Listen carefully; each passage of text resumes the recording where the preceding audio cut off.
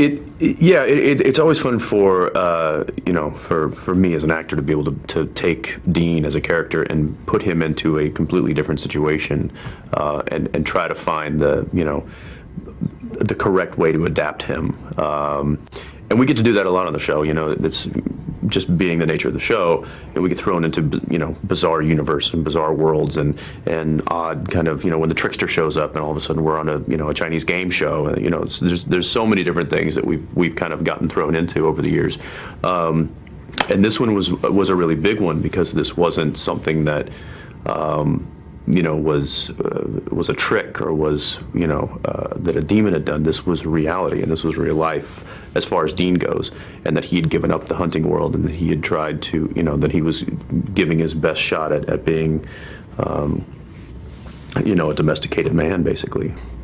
Well, I think we might see, if we haven't seen already, that Sam is a little curious and a little concerned at the fact that Dean went kind of behind his back and did what he did, and now Sam's starting to get curious as to what happened. And I think before he got the soul back, I think obviously Sam tried to do everything he could not to get his soul back, because soulless Sam felt like he had it made. He was like, I'm heartless, I'm soulless, and it doesn't matter because who cares, And it's I think Dean kind of was under the assumption that it was almost like a heroin addict. It's like you don't know that it's bad for you because you think you found the promised land.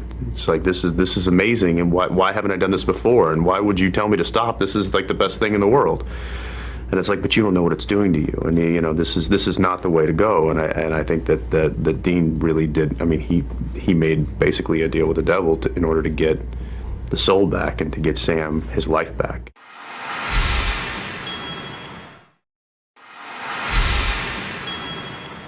The underlying theme.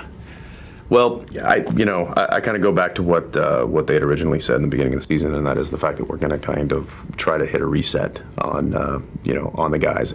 It took a little while, I think, to get there, probably about 8 to 10 episodes, really until we could get Sam's soul back, which has just happened.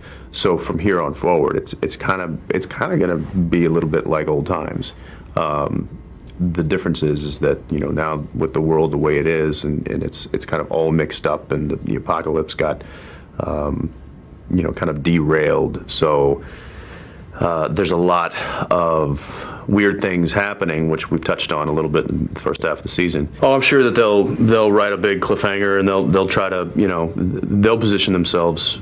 I mean, certainly they'll position themselves for another year. If it doesn't get picked up, then that'll just be it'll be a shame, and the audience will have to live with it. But like most television series, it's very rare to have one that's wrapped up in a nice bow.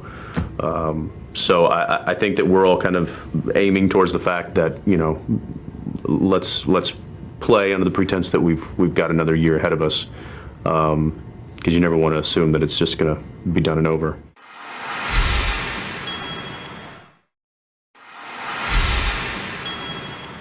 I don't know. I can try to guess what makes it appealing to the fans that we have, but I don't know. I think it originally started out with just the relationship between these two guys, and whether people related to that relationship, or whether people admired the relationship, or just kind of maybe saw themselves in. I don't know, but I really think that was a major key in the success of the show starting out.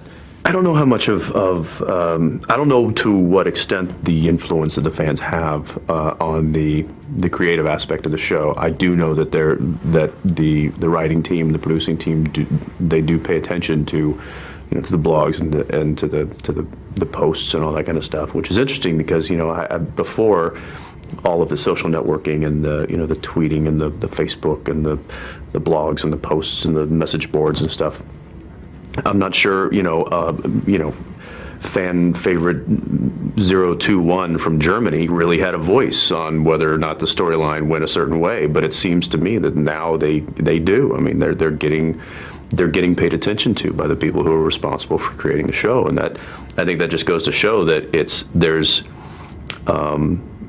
there's an interesting relationship forming now with the technology that we have between the fans and the creators of these shows.